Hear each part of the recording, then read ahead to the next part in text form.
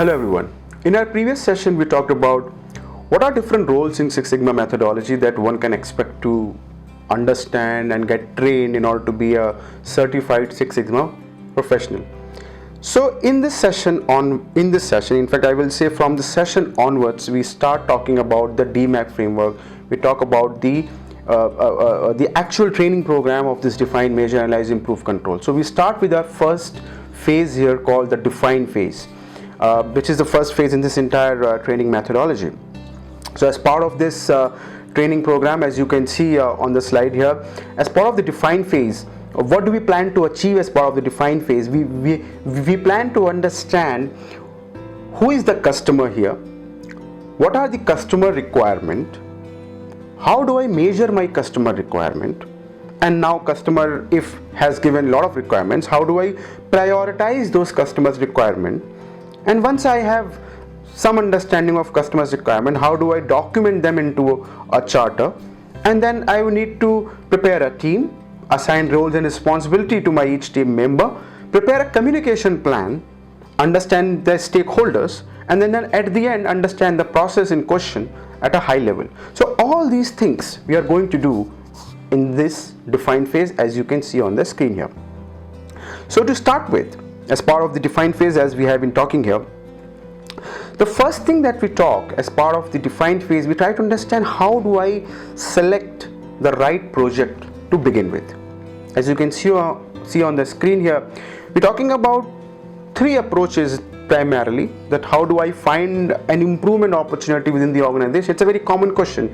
People who just get trained as a green belt or as a yellow belt or as a black belt, even when they go back to their organization, they really struggle to understand what is the problem that I should look or find to improve it. Where is the problem?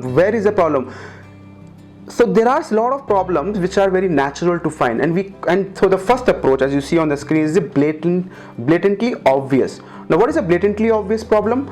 That you can see documentation is not there, or an updated documentation is not there. If you observe someone closely, you might find that the person is taking a lot of time to respond to an email or respond to a query from the customer. Sometimes they are writing anything they feel like there is a free text. The way one person is solving a problem, another person is doing it in a very different way. So that means, I don't see any standardization here. This person is maybe referring to a document while this person knows everything by heart. So I see there are different approaches. So this might create a gap in terms of the process turnaround time. That may be a problem. Similarly, there can be a problem when the customer responds to it. I don't know what to do, so I reach out to someone is not available. So these are the type of things that you can very well observe while you are actually observing a process. There is a team that is working. So we call them blatantly obvious issues. So we need to have a watchful eyes. Now you don't develop these eyes by attending a training. That's why I say Six Sigma is a mindset, is an attitude. So we need to develop all these things. Now the second thing that we understand, an approach towards selecting the right project, which is called as the structured approach, which you can see on the screen. A structured approach is every process has certain key performance indicators, dashboard each process builds. You look at a dashboard, there are a lot of things. Process health, it tells you what is the quality of the process, how much time it takes, what is the cost, how many resources are working on it. It is a dashboard. Now when you see that dashboard over a period of time, or last couple of months and years, it will tell you that some of the key performance indicators are not very good, or sometimes we are missing the target also. So that is an indicator for you that tells you, okay, where do I need to focus and why? Because a dashboard is telling you. But the third approach, which is called the brainstorming approach on the screen that you see on the right, brainstorming approach is followed when you actually have a big when you have exhausted your pipeline of the blatantly obvious issues and the structured issues, and you want to build a pipeline for a long period now. So you put a cross-functional team of different domains, functions together, put them in a room and ask them, tell me the issues in your process, in your teams and functions. So everyone talks about multiple issues which they may be facing in their teams and functions, and you prepare a big list of it, and that list can be 200, 300 ideas. They are all project ideas, and these 300 ideas obviously cannot be done in 6 months or a year. So we build a pipeline, and then you try to prioritize, okay, which one can be focused, who will work on these ideas, and so on. So these are the 3 project selection typical ways to identify a problem opportunities. So now, once we have understood the what kind of method we should follow in order to find an opportunity in the organization to work on a project, we then move to understand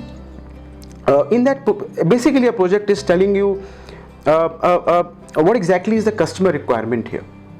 So that customer requirement, and here the customers are my key stakeholders, people who have told me about a specific issue. Now this is very important to understand when I say who is a right customer. As you see on the screen here, a right customer is, or for that matter, a customer for a project is who gets directly or indirectly impacted by the project you are working, who has even a slightest stake in the project you are working. That becomes the customer. It can be within the organization, it can be outside of the organization. If anyone is getting impacted even slightly by any outcome of my project, is going to be my customer. So I need to find who my customers are. Once I know them, then I try to go and try to understand what are their expectation or requirement from the project I'm going to work upon.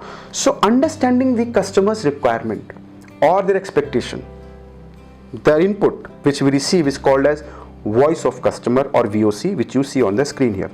So the VOC, or the voice of customer, is the customer pain and problem which they face in a given process or with a given product. And as we now are aware that the customer expectation requirement can be in many forms. Sometimes they can complain, sometimes they give a feedback, sometimes they call, sometimes service calls, like you get a product serviced regular like a car or a water purifier. So these are all inputs that how customer feels about a product. Sometimes we do a survey, sometimes we ask them to fill a questionnaire, sometimes we send them an email, sometimes we directly call them. So these are different ways through which we try to understand what a customer is expecting, what are customer issues, what are customers' requirements. So that's how we try to understand when I talk about the voice of the customer. So now, but the question that comes is, what is really important to the customer? So our customer, as you see on the screen, customer always try to prioritize, or our customer always would like to put together few things. Now they may not be very clear, but if we categorizes in our own way, it talks about the quality, cost, delivery, service and safety, and corporate responsibility to an extent. Obviously, however, customer will not put it in this way, but this is how we understand from the customer point of view. These are the 5 ways in which a customer will try to categorize their requirement, or we need to categorize the customer's requirement. But then there are various ways of understanding the customer's requirement. As you can see on the screen here, there are a lot of ways which we just discussed. Some of them are called as the reactive mechanism of understanding requirements. Some of them are called as the proactive measure of getting the requirements. So reactive measure means like you got a complaint, you got a feedback, you got an email, but the proactive measure is like you do a survey, you have a questionnaire, you do an interview, you call them, you email them. These are all the proactive measure. But then the real problem with getting the customer's requirement is, a lot of time customers are not really very sure about what do they want, and this happens most of the time, that they might give you a requirement which may not be the problem, which may only be the symptom of a problem they may be facing. For example, they tell you that my water purifier in my home is not working, it is leaking, or it is not filling the water. So is that a problem? It's not a problem, it's a symptom of another problem. So whatever problem customer tells us, we note it down as it is, and we try to find what is the actual problem from the symptom that customer is telling us. It works exactly like you go to a doctor and you talk about what are the symptoms of the problem. Now you may have fever. The fever is a symptom of some other big problem. Similarly, we try to understand customers' requirement, but the idea is to put them into something that can be measured in a very detailed manner. So if we convert the customer's expectation or requirement into measurable requirement, we call it CTQ, or critical to quality, that you see on the screen. So it's called maximizing the values from the VOC data into the critical to quality data. So now this critical to quality that we are talking, to give you an example, like for example, if you want to purchase the widgets, now you are purchasing a product and you want to purchase a product which should have a high quality, low cost, and should be delivered on time. So low cost, high quality and on-time delivery are three sub-parameters of purchasing a high quality product.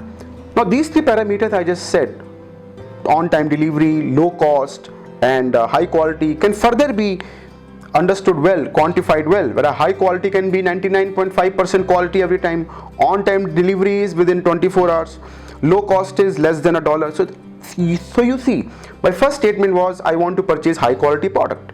That was a VOC. When I converted into an absolute measurable VOC, it became 99.5% quality, less than $1 is the cost, and within 24 hours delivery. So that's how I'm measuring the customer's requirement here, and that's how, which is called as the critical to quality, converting the customer requirement into something that can be measured. So this is about understanding and gathering customers' requirement, converting them into something that can be measured, called as the critical to quality. And later on we'll try to understand, while we have gathered so many requirements, can we work on all of them? Maybe not. So we need to break it and prioritize it. That we'll discuss in the next session. This is Shiven Sharma here. Thank you.